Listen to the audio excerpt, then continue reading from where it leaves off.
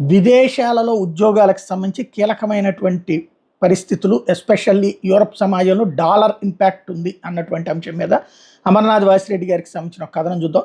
గత సంవత్సరం 190,000 మంది, ఈ సంవత్సరం ఇప్పటిదాకా 60,000 మంది. ఇది అమెరికా టెక్ కంపెనీలు తొలగించిన ఉద్యోగుల సంఖ్య. ఇందులో భారతీయుల సంఖ్య పెద్దగానే ఉంది. ఇది తాత్కాలికం, త్వరలో మంచి రోజులు వస్తాయని చాలామంది ఏదోలో నెట్టుకొస్తున్నారు. అమెరికా ఆర్థిక వ్యవస్థ ఆర్థిక మాంద్యం వైపు వెళ్తోంది. ఇంకా చెప్పాలంటే ఇప్పటికే ఆర్థిక మాంద్యం మొదలైంది. దీనికి తోడు కృత్రిమ మీద ఇంకోవైపు ఇప్పుడిప్పుడే అమెరికాకు వెళ్ళిన వాళ్ళ పరిస్థితి ఘోరం. గత 2 సంవత్సరాలు వెళ్ళిన వాళ్ళలో 10 మందిలో 8 మంది పార్ట్ టైం ఉద్యోగాలు కూడా దొరకని స్థితిలో. 10 ఏళ్ల క్రితం వెళ్ళి లోన్ మీద ఇల్లు, కారు లాంటివి కొన్నవాళ్ళు ఇప్పుడు నెలసరి వాయిదాలు కూడా కట్టలేని స్థితిలో. పిల్లలు 10 ఏళ్ళు వయసులోపు ఉంటే ఇండియాకి తిరిగి రావడం సాధ్యం. 10 ఏళ్ళు దాటిన పిల్లలు ఇక్కడికి రావడానికి, ముఖ్యంగా ఇక్కడే స్థిరపడడానికి ఇష్టపడరు.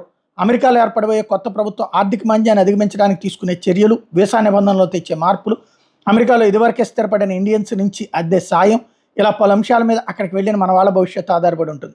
అమెరికాకు ఇప్పుడే కావాలి మరో రూజ్వెల్ట్. ప్రపంచం ఇప్పుడు డాలర్ ఆధారిత ఆర్థిక వ్యవస్థను నుండి మెల్లమెల్లగా దూరం జరుగుతుంది. రష్యా, చైనా దీని వెనక ఉన్న ప్రధాన శక్తులు. ఇది ఎంతవరకు పూర్తిగా విజయం సాధిస్తుంది, దీనికి ఎంతకాలం పడుతుంది అనేది చెప్పడం కష్టం.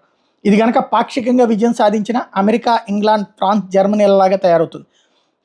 అమెరికా, ఇంగ్లాండ్, ఫ్రాన్స్, జర్మనీలాగా తయారవుతుంది. అందరికీ అర్థమయ్యేలా చెప్పాలంటే మాజీ జమీందారులా మారే ప్రమాదం ఉంది.